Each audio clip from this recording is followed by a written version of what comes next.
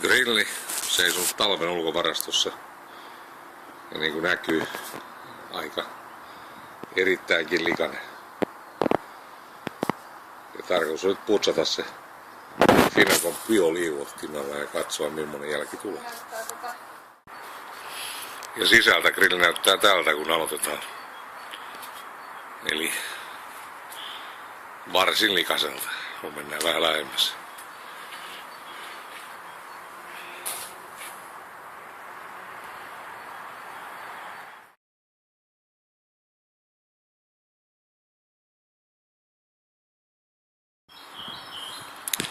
Nyt on grilli pesty kertaalleen Finacon yleispesuaineella. Ja jälkihän on selvästi jo parempi, mutta joitain piinttyneitä vikoja näkyy selvästi edelleen.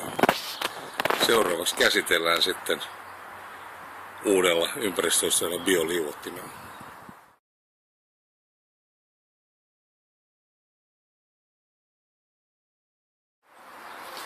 No nyt sama grilli bioliuottimella puhistettuna näyttää tältä. Eli tunnissa paljon parempaa jälkeä kuin edellisenä vuonna. Ja kun katsoo myös sisältä, niin ero on aika merkittävä verrattuna siihen, mitä se vielä oli.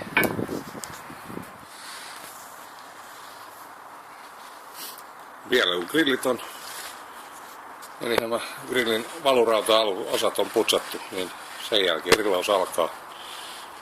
Kokonaisvaikutus on, kuten näkyy, erittäin hyvä.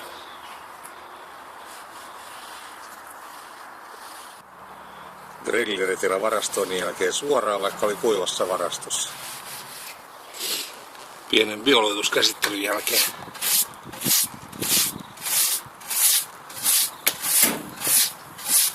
Piinttynyt kilika lähtee tuolla helposti. Tulee jopa alkuperäinen metallikinta näkyy.